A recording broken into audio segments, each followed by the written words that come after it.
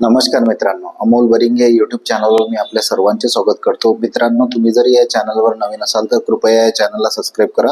आज आपण शूट बद्दल स्टडी करूया आणि शूट आपण शिकूया जेणेकरून आपलं इंग्लिश इम्प्रूव्ह होईल. तर चला पाहूया.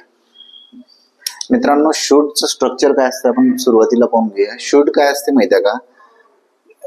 शूटचं स्ट्रक्चर कसं राहते की तुम्ही पहिले सुरुवातीला तुम्हाला सब्जेक्ट घ्यावा लागतो. सब्जेक्ट, त्यानंतर तुमचं येते शूड आणि त्यानंतर ते वर्कचं पहिलं रूप आणि शेवटी येते फुल स्टॉप. आलं लक्षात?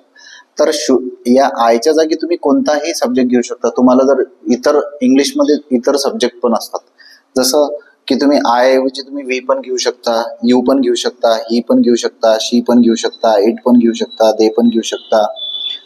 एखाद्या मुलाचं नाव पण घेऊ शकता, एखाद्या मुलीचं नाव पण घेऊ शकता, एखादं प्लुरल नाउन पण घेऊ शकता. जसं प्लुरल नाउन म्हणजे एकापेक्षा जास्त व्यक्ती असतात, त्याच्यात एकापेक्षा जास्त ठिकाण असतात, एकापेक्षा जास्त प्राणी असतात, एकापेक्षा जास्त वस्तू असतात. तर याला प्लुरल नाउन आपण असे म्हणतो. तुम्ही प्लुरल नाउन पण घेऊ शकता, एखाद्या मुलीचं नाव, एखाद्या मुलाचं नाव, किंवा तुम्ही दे पण घेऊ शकता, इट पण घेऊ शकता, शी पण घेऊ शकता, ही पण घेऊ शकता, यू पण घेऊ शकता, वी पण घेऊ शकता आणि आय पण घेऊ शकता.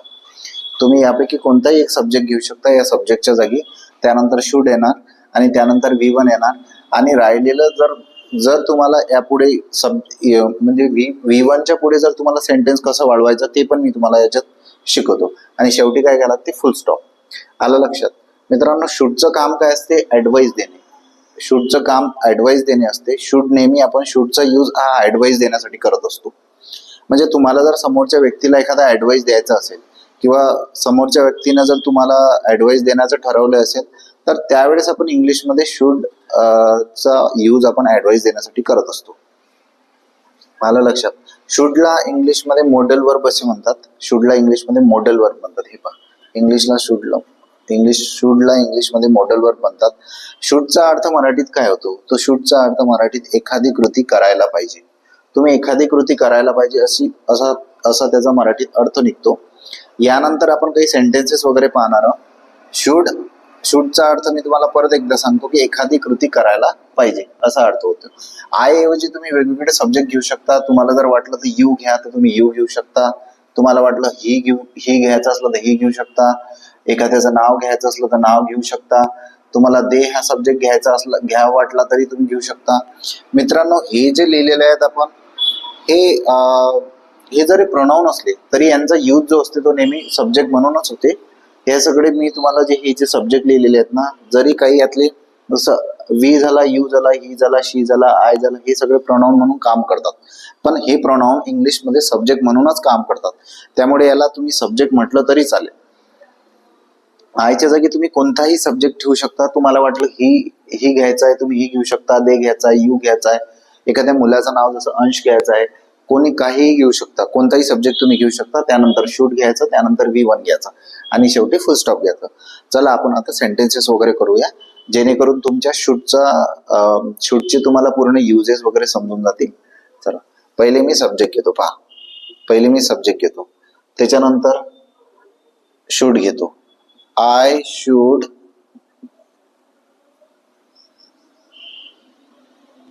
स्टडी. स्टडी म्हणजे अभ्यास करणे. वी वन म्हणजे काय मित्रांनो? तो क्रियापदाचे पहिले रूप. वी वन म्हणजे क्रियापदाचे पहिले रूप. जसं समजून घ्या की जसं आता वर्क म्हणजे काम करणे. वर्कचा होते काम करणे. याचं व्ही टू काय होते? याचं वर्कचं पहिलं रूप वर्क हे झालं क्रियापदाचं पहिलं रूप. या क्रियापदाचं दुसरं रूप होते व्ही टू. व्ही टू म्हणजे क्रियापदाचे दुसरे रूप होते वर्क. त्याच्यानंतर क्रियापदाचे तिसरे रूप काय होते? वर्क. आणि क्रियापदाचे चौथे रूप होते वर्किंग. तर हे क्रियापदाचं चौथं रूप झालं, हे क्रियापदाचं तिसरं रूप झालं आणि हे क्रियापदाचं पहिलं रूप झालं. आपल्याला शूड नंतर क्रियापदाचं कोणतं रूप पाहिजे? आपल्याला शूड नंतर क्रियापदाचं पहिलं रूप पाहिजे. आपल्याला दुसरं रूप नाही पाहिजे, तिसरं रूप पण नाही पाहिजे आणि चौथं रूप पण नाही पाहिजे. तर वी वन म्हणजे क्रियापदाचे पहिले रूप आपल्याला शूड नंतर घ्यावं लागते.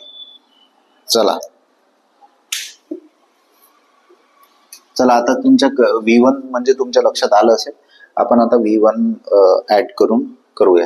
हे पहा, हा वी वन आहे.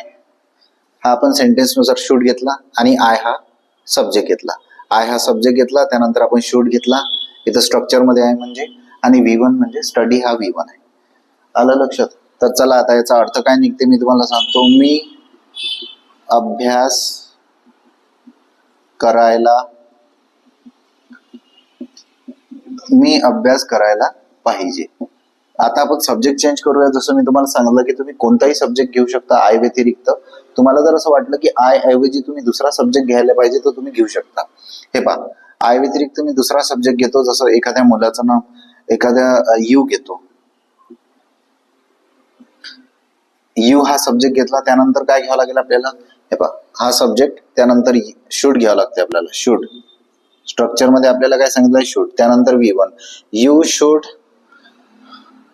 Speak English. तू इंग्लिश बोलायला पाहिजे. तू इंग्लिश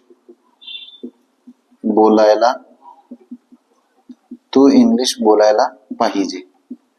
याचा अर्थ निघते तू इंग्लिश बोलायला पाहिजे. हे पहा, पहिले मी सब्जेक्ट घेतला, त्यानंतर मी शूड घेतला, त्यानंतर मी V1 घेतला, आणि काय बोलायला पाहिजे? ते इंग्लिश बोलायला पाहिजे. तुमच्या लक्षात आलं असेलच. आपण अधिक एक तिसरं सेंटेन्स घेऊया जेणेकरून तुमच्या लक्षात येईल. आता आपण इथं पण सब्जेक्ट चेंज केला, इथं पण सब्जेक्ट चेंज केला. आपण सब्जेक्ट कोणताही घेऊ शकतो. यापैकी जे मी सब्जेक्ट लिहिलेले आहेत यापैकी कोणताही सब्जेक्ट जो तुम्हाला घ्यायचा आहे तो त्यापैकी कोणताही सब्जेक्ट तुम्ही घेऊ शकता आणि सेंटेन्सेस करू शकता. आय घेऊ शकता, वी घेऊ शकता, यू घेऊ शकता, ही घेऊ शकता, शी घेऊ शकता, इट घेऊ शकता, दे घेऊ शकता, रोहन घेऊ शकता, एखाद्या मुलाचं नाव घेऊ शकता, एखाद्या मुलीचं नाव घेऊ शकता, प्लुरल नाउन घेऊ शकता. कोणताही सब्जेक्ट तुम्ही घेऊ शकता. तर आता आपण पहिले आय घेतला, त्यानंतर यू घेतला. आता आपण एखाद्या मुलाचं नाव घेऊ.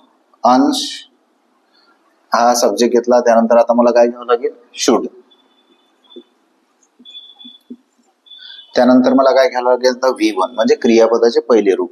अंश शूड वर्क एव्हरी डे. अंशने दररोज काम करायला पाहिजे.